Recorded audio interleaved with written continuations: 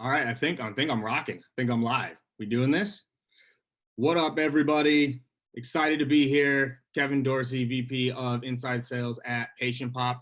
I'm gonna dive into this right away. You guys aren't here for me or my backstory. You're here for the content, and so we will rock with this. And if you have questions, definitely throw them in the chat as they pop up. I'm happy to answer as I go as well. So I'm here to talk about aligning sales and marketing because it's one of the most powerful combinations you can have in revenue growth, but a lot of companies don't do it the right way. So let me see if I can get my slides to move. There we go. So gave my backstory. If you don't know me, you can look me up on LinkedIn. Who I do want to talk about here real quick is my partner in crime, Jared Jost. So Jared Jost is one of the best marketing leaders I've worked with. And I've actually been blessed to have really good marketing leaders throughout my career. Andy Mackinson, an early mentor of mine at Snack Nation as well, of working together with sales. And what I love about Jared is even how he described himself there. He's a revenue-focused marketer. And I love that. Not a lead-focused marketer, not an MQL, not a content, not a brand, a revenue-focused marketer. And so he and I work very closely together day in and day out. And it's one of the reasons why we've been able to build what we've built here at Patient Pop. So real quick on Patient Pop, just to get a lay of the land, we're a practice growth platform for private practices across the country. So we handle their website, their reviews, their marketing, patient communication, telehealth. Like we really help doctors grow a better practice, allow them to do more of what they love to do, which is the medical side. So our sales cycle is about 28 days or so. We deal with anywhere from 1 to 3 decision makers per. It's a very crowded space. And so it's not like we're running into one competitor. We'd have to normally beat 4 competitors, right? Someone handles their website, someone handles their marketing, someone handles their blogging and their, reviews. And so we have to kind of pick each one of those off. And there's actually a lot of value props that Patient Pop has. And you'll see that when we get into, some of the tactics that we're going to cover. And that is one thing that I will say right out the gate, like we're going to get tactical. Like I'm going to show screenshots. I'm going to show ads that we use, emails that we use, messaging, like we'll show how this all works together. And hopefully we can get some value from it here. So what I want to kind of lay out is the challenge that we were facing, both when Jared arrived at Patient Pop about a year before me, and then when I arrived.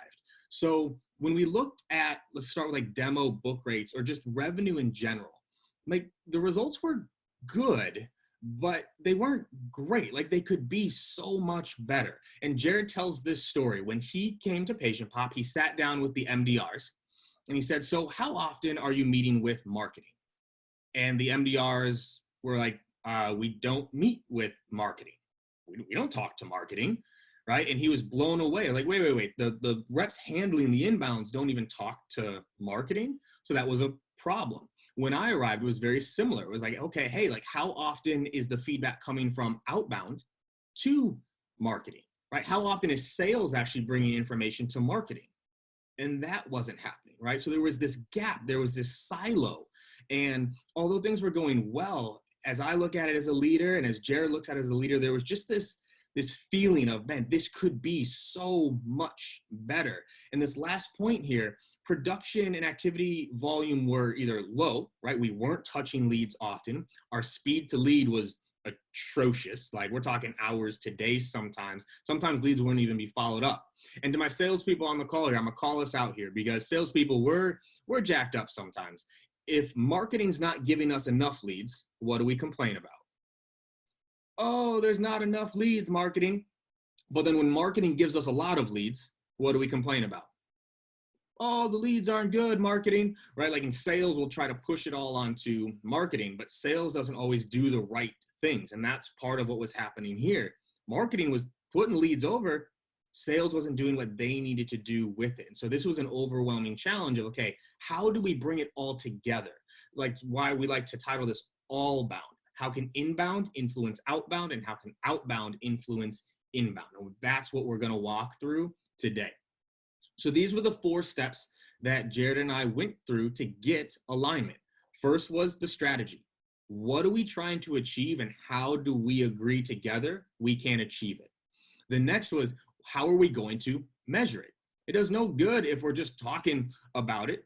right? Like we need to actually know, how are we going to measure this? Then we get into the tactics. How are we going to execute on it? What are we going to hold each other accountable for? And then the tools that we used in order to enable it. And that's what we are going to walk through as we do this, right? So the first thing here is this. So the strategy. So the first point here, and it's the bottom point, but I should have moved it up. You need to align on revenue first. And this is so important, because at the end of the day, that is what matters. It's not lead flow. It's not book rates. At the end of the day, it comes down to revenue, and both sides, sales and marketing, need to come to an agreement on what each side can produce, right? What does marketing believe they can produce in terms of revenue? And what does sales or outbound believe they can produce going outbound? But you need to align to revenue. Now, one thing I do want to address here, because there's been a lot of chatter around this, should marketing own a number? I believe marketing should own a revenue number, but here's the caveat. It can also go wrong if people are starting to fight over revenue.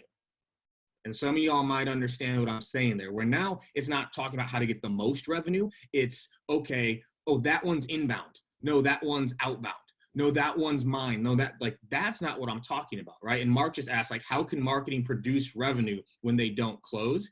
It's going through the full funnel, right? The same thing is we can't close what isn't produced. And we'll talk about that in the KPIs, Mark, but that's where it's also aligned, is that we're talking about how to generate revenue, right? Not leads. So that's first. Let's work backwards from the number. Then the second part is, this is where it all gets into it.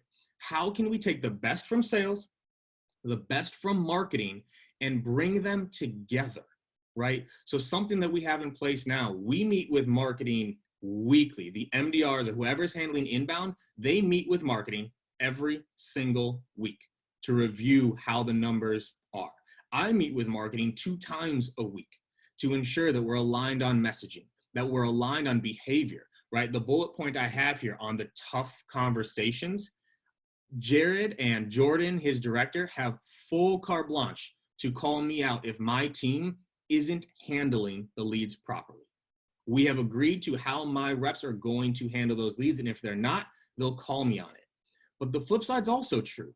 If my reps are handling the leads properly, the way we've agreed, and the asset isn't converting, I can go to marketing and say, pull this asset.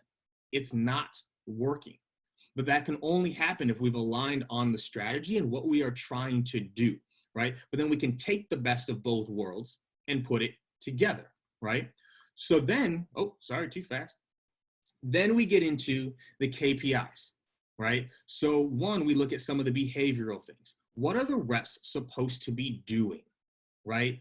How many touches per lead, right? When I first came in, the MDRs were touching leads 2 to 3 times, right? Not nearly enough. That's not okay. Sales is not upholding their end of the bargain.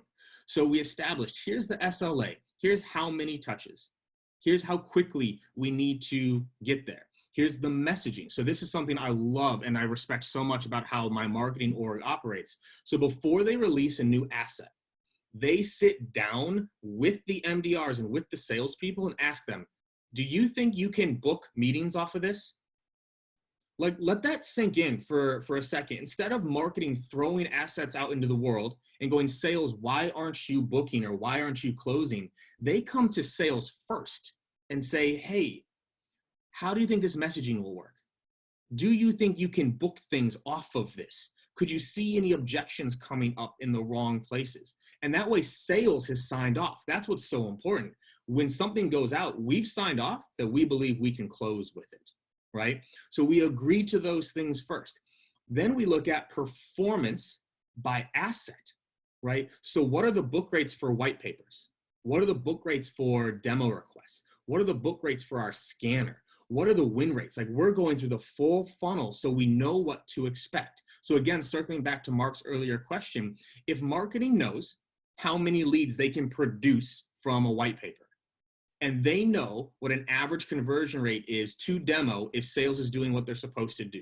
And I know what the show rate is for a demo. And I know what the close rate is for a demo by asset. We can now paint a picture of this is what marketing's revenue number can be, right? And then if we overproduce, it works, right? Then we get into the demo metrics. Who's booking? Are they decision makers? Are they influencers? How long is it taking us to perform?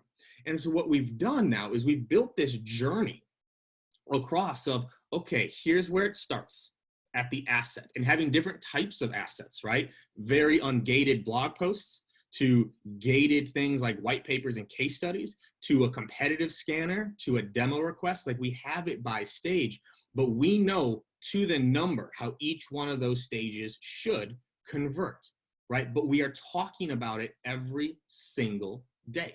Every single day, right? So then we get here, and this is a huge one. So we're going to get into this.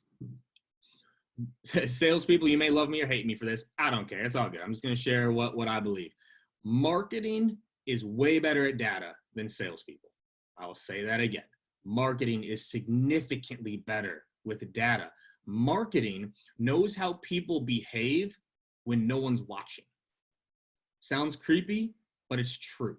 Marketing knows what people are looking for, right? Oh, hold on. We'll talk about the prospect, right? Marketing knows what people are looking for.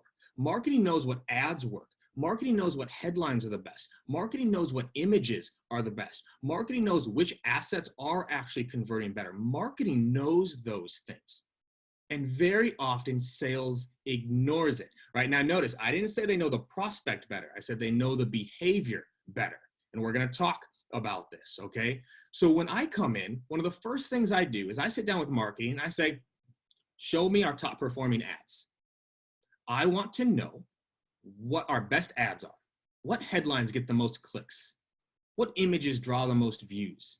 What are the search terms people are looking for? Because you know what I can do with that now? I can take that and go outbound with it.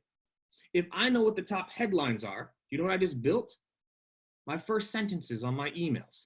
If I know what keyword searches generate the most traffic to our website, I just built our subject lines. You can leverage what marketing knows and put it into outbound. Same with the top performing assets. If there's a certain asset that's being downloaded more than any other asset, I can take that and send it out, right? So to Benny's question right now, around like, how are we adapting to behavior changes now? I know how behavior is changing. I know what the search terms are changing to, right? We saw a huge spike in telehealth. So guess what I changed in all of my outbound messaging? Telehealth. I know what the top performing assets are. One of the top performing assets for us right now is about a book list of the best marketing books for marketers. So what can I do with that? I can send that outbound, right? So that's a great thing, is we can see how behavior is actually changing in the real world. But then here's the flip side. To someone else's point, the salesperson tends to know the prospect better. The salesperson tends to know how the prospects talk. The salesperson knows the objections that the prospect has. That needs to be bubbled back up to marketing. Here's how they talk. Here's what they actually care about. Here's, when I say this, what they're saying. They downloaded this asset. Here's the problem that they're running into, right? Sales needs to do a better job of sharing what they're hearing with marketing. And that doesn't happen enough. If we're aligned on revenue, right? Because truthfully, you know what salespeople want more of? Juicy inbound leads. Give me the juicy stuff. But then they withhold information from marketing, right? They don't tell them what the prospects are saying. If that alignment is there, now we're all talking the same language, right? So that gets us into this, right? So here's a perfect example, right? So I told you, I'm going to get into the tactics. I'm going for real here. So here's an ad that we were running on Facebook, right? 72% of patients say the first step in finding a new doctor is checking online reviews. And this was a high performing ad and image. So what do I do with this? I take that language and put it into an outbound email, right? I start with a curiosity building first sentence. Love them or hate them. Online reviews have changed the way doctors run their practices. Almost 72% of patients use online reviews. I'm taking that straight from ad copy. I haven't been to your practice, but I'm sure you have more happy patients than these reviews show right now. Insert personalization. In fact, the easiest place to stand out is this. Notice I still haven't even talked about patient pop. The entire email is about who? The buyer. And I know this email will work well because it was working well as an ad. That's how it works, right? Now, where do you think the marketing team got this study from? They got it from sales because we were using it in our demo and people were really saying wow to it. This is how you can work back and forth. This is how you can work together, right? To get revenue. Again, this isn't about inbound or outbound. This is about revenue for the company, right? That's a tactic that you can use. It's so powerful. Listen to marketing. This is amazing. When I talked to Jared about this about 6 months ago, I said, how many ad iterations has marketing done? How many different ads has marketing run over the past year, right? They have run hundreds of tests. You know how often a salesperson tests an email? Salespeople love the number one. We try it once. If it works, great. If it doesn't, boo. Salespeople don't test. Marketers test, and I want to take advantage of that testing, right? Chris, we'll talk about messaging in a second because I don't like SDRs handling it. So this is one way to make your messaging better though. And this is the handout because this is a hole in most people's companies. No one talks to customers. Marketing's trying to attract customers, but they don't talk to customers. Sales wants to close more people to be customers, but they don't talk to customers. We talk to prospects, and marketers talk to marketers and dashboards. I'm not actually sure who marketers talk to, right? But this is the problem with this is you need to talk to customers, right? So here's an exercise I encourage all of you do. Take these list of questions and go interview 30 customers. 30 customers and ask them, what does our product do for you? Is there a chance that maybe they describe your product differently than you do? Quick hint, they absolutely do. When I came to Patient Pop, this was happening all the time. You know how we described our product? A practice growth platform. Can you picture a doctor working a 14-hour day, getting done with the surgery, going home, pouring a glass of wine, sitting back, taking a deep breath and going, God, I wish I had a practice growth platform. That's not how they talk. You need to talk the way they do. So this allows you to find out how they describe your product, right? Why did you buy? Why did you buy? This is a huge question. Now you got your value prop. What problems were you hoping to solve? Now you've got your discovery questions. What were you afraid of? Now you've got the unspoken objections. What has changed the most? Now you got your case study and what's your favorite part of the product. Now you have a testimonial. Do this for 30 customers. You will change your messaging for the better. Your scripts will get better. Your emails will get better. Your ads will get better. Talk to your customers. I challenge you to do this because it will make a huge, huge difference, right? So then we come here. So now we've talked to customers. We're talking to each other. So now we roll out assets per stage of the buying process, right? So I know where to put in a white paper, right? And this is a big one. So I bucket the cadences. So if someone comes in from a white paper that deals with a topic, it goes into a cadence that talks about that topic. So for example, if someone has downloaded something about reviews, they go into a review-based cadence. Every email should talk about reviews. Everything should be talking about what drove them in, right? So we have that there, but this is a big one. Salespeople, go to marketing and tell them the most common objections you run into. That's where you want to produce content, right? I have case studies to handle objections. I have testimonials to handle objections. I have testimonials off industry. I have testimonials off personas. I have research done to handle objections. Salespeople, go to marketing and tell them this is where I'm struggling so marketing can build you an asset to use, right? And that's how we build our super cadences. What's working over here? What's working over there? And how do we bring it together? I'm gonna give you a little tip here. I know we're coming up on time, but I have emails in my outbound cadences that are solely designed to get a click. I'm not even trying to get a response. I'm trying to get a click. You know why?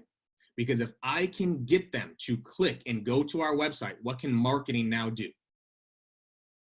Marketing has a cookie on them as long as they clicked accept, and now they are seeing the ad everywhere, everywhere. So now they're getting phone calls from me, emails from me, ads from marketing. I'm everywhere. That's all bound, baby. That's all bound. And now if they click on that ad and then they opt in, is that a win? 100%, right? And so no, this isn't full ABM, Cassandra. This is just all bound. You can do this for ABM, but we don't do ABM. We're SMB, right? So like this is just tactics across the board to really pull it off, right? So here are other places, right? So we have a landing page. Here's how you outpace your competition. That drives them to a white paper about beating competition, which drives them to a competitive scan to see how they are showing up. Then we have all these testimonials. So these are things that the reps can insert into their inbound or outbound cadences based off the specialty, which is so powerful. But then this is key. Notice these here are written, right? So I have this here, like if someone's a dentist, here's a testimonial for dental. But then I give that testimonial to marketing so they can make a clean image to put into these emails. People love images. It makes it look more official. So now I can put that into the emails. I hope you guys are seeing how inbound works outbound, outbound works inbound. Like we are all working together to go get as much revenue as we possibly can. Right? Oh, back real quick, because this is important. So we track this. I told you, right? KPIs, we track this. Right? And I want to find out what the highest performing inbound asset is so I can take that inbound asset and go outbound. So marketing created this amazing competitive scanner. It's one of our highest converting inbound assets. So what do? I send it outbound. I want people to fill it out because I know if they fill it out, they're a warmed up lead. But these metrics here, we review weekly. Every single week, I sit down with marketing and with my directors, and we look at this weekly. If someone isn't performing well, we pull them. If an asset is not working well, this is when you know you have a good relationship. You know who pulls assets now? Marketing does. Marketing will pull the asset because they know the sales team is doing what they're supposed to do. And if it doesn't meet our conversion things that we're looking for, they pull it. I don't have to go to marketing and complain. As long as I'm doing my part, marketing does their part. That's how it should work. Right? So